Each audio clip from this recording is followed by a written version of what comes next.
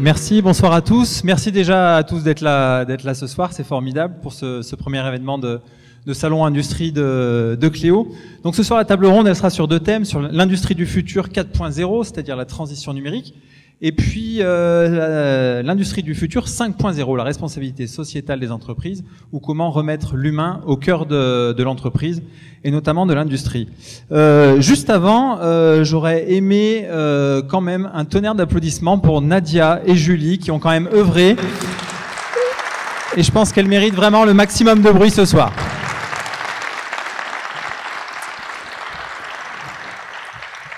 Merci pour elle. Et également remercier tous les membres du groupe Industrie, si vous pouvez vous lever, tous ceux qui sont présents là, et qui ont aussi, avec Nadia, œuvré pour créer le salon auquel on a pu assister aujourd'hui.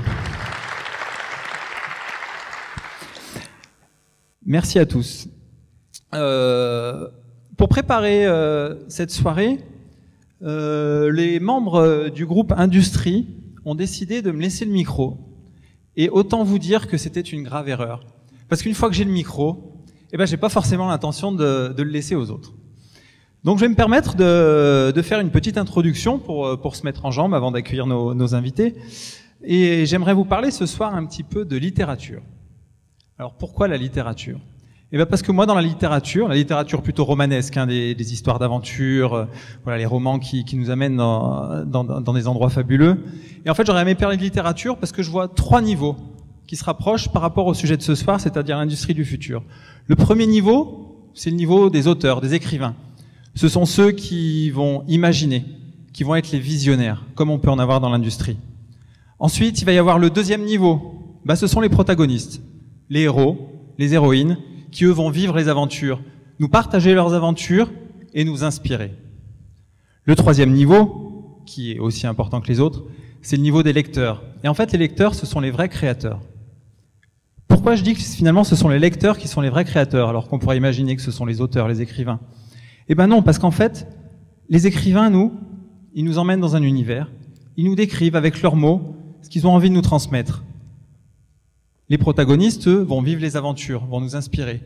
Mais finalement, ce sont bien les lecteurs, dans la façon dont ils vont interpréter, dans la façon dont ils vont imaginer les mots, dans la façon dont ils vont vivre les aventures des héros, eh ben, ce sont bien eux qui vont se créer eux-mêmes leur propre univers. Et c'est ce que j'aimerais qu'on puisse se dire ce soir à la fin de cette table ronde, c'est qu'on puisse, nous aussi, même simples lecteurs, s'inspirer des gens qui vont plus loin que nous, qui imaginent, qui sont visionnaires. On peut pas tous être visionnaires, mais en tout cas, il y a un truc qui est sûr, c'est que si on est bien observateur, si on arrive à regarder ces visionnaires et toutes ces aventures, on va pouvoir nous-mêmes être les propres créateurs des richesses industrielles de demain. Quand on parle de littérature, d'industrie et de futur, la première personne qui me vient en tête, c'est Jules Verne. Alors certains peuvent rigoler ce soir parce que ils ont peut-être assisté à la même conférence que moi il y a 15 jours, mais j'aimerais faire une petite histoire de moi envers Jules Verne. En fait, je pense que c'est dans l'inconscient collectif. En fait, Jules Verne, il est là à travers nous. Il est là tout le temps parce que on est français, qu'on a vécu et qu'on connaît toutes ces histoires, le tour du monde en 80 jours et bien d'autres. Et en fait, je me suis rendu compte, donc au mois d'octobre, j'étais à Amiens, j'accompagnais ma femme à un de ses exploits sportifs. Et le lendemain des exploits d'Élodie, du coup, nous étions à Amiens et nous avons visité la maison de Jules Verne. Parce que Jules Verne, en fait, a passé la fin de sa vie. Il est né à Nantes, mais il a passé la fin de sa vie à Amiens. Et donc, on visite cette maison-là, et j'ai découvert son univers. Et en fait, en réfléchissant, je me suis rendu compte que je croyais le connaître, mais en fait, j'avais jamais rien lu de lui. On avait vu quelques films, on imaginait connaître, à Disneyland aussi, donc Space Mountain, de la Terre à la Lune, on en parlera tout à l'heure. Et en fait, je connaissais pas Jules Verne, et je me suis mis à découvrir ses écrits il y a seulement quelques mois. Et ça m'a passionné. Et il se trouve, comme je le disais, c'est qu'il y a 15 jours, j'ai pu assister à une grande convention qui se situait à Nantes, justement, sur le management dans les entreprises. Et du coup, à Nantes, forcément, c'était le pays de Jules Verne, et j'avais encore affaire à Jules Verne.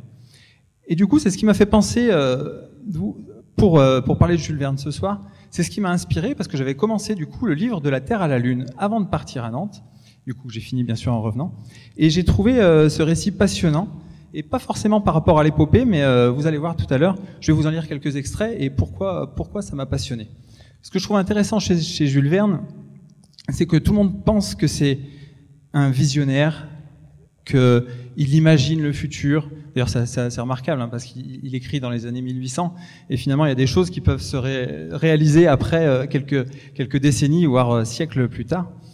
Et en fait, on croit que c'est un imaginaire, mais en fait, c'est complètement faux. Jules Verne, c'est un savant. C'est quelqu'un qui s'intéresse énormément à l'industrie, qui s'intéresse à la science de son époque. Et en fait, c'est un extrapolateur. Il se base de la réalité de ce qu'il connaît aujourd'hui, des avancées de la science du jour, pour imaginer ce que pourrait être demain, mais bien à partir d'aujourd'hui. Et ça, c'est quelque chose que je trouve passionnant. Du coup, je vais vous lire des petits extraits de La Terre à la Lune, parce que je trouve ce livre passionnant. Alors, au-delà de la quête, forcément, de viser la Lune, ce qui sera accompli quand même plus de 100 ans plus tard, voilà, en 1969, bien sûr.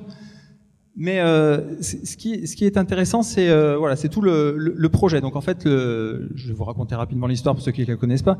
Je vais aller très vite, hein, rassurez-vous, je laisserai le micro finalement, quoi qu'il arrive.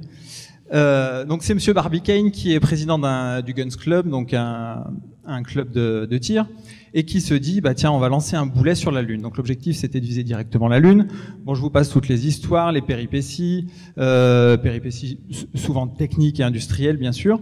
Et puis il y a un aventurier français qui s'intéresse au projet et qui vient dire bah moi non seulement j'aimerais bien participer au projet avec vous, mais moi j'aimerais être dans le boulet pour aller sur la Lune. Et de fil en aiguille, donc du coup, il sera accompagné par Monsieur Barbicane et par Monsieur Nicole, qui est l'opposant de Monsieur Barbicane, et voilà, qui de fil en aiguille, voilà, ils vont se retrouver tous les trois dans le boulet de canon, qui finalement sera lancé en direction de la Lune, dans l'objectif d'atteindre la Lune en direct, percussion, on atterrit et c'est la fête. Donc là, je vais vous lire des petits passages du dernier chapitre, qui est super intéressant. Donc le boulet a été lancé il y a quelques jours, et en fait, tout le monde observe vers la Lune pour enfin voir apparaître le projectile, ce qui finalement arrivera. Donc là, c'est une lettre de ceux qui ont observé le projectile. À messieurs les membres du bureau de l'Observatoire de Cambridge. Le projectile, lancé par la Columbian de Stones Hill, a été aperçu par messieurs Belfast et Maston le 12 décembre à 8h47 du soir, la Lune étant entrée dans son dernier quartier. Ce projectile n'est point arrivé à son but. Il a passé à côté, mais assez près cependant pour être retenu par l'attraction lunaire. Là, son mouvement rectiligne s'est changé en un mouvement circulaire d'une rapidité vertigineuse et il a été entraîné suivant une orbite elliptique autour de la Lune dont il est devenu le véritable satellite.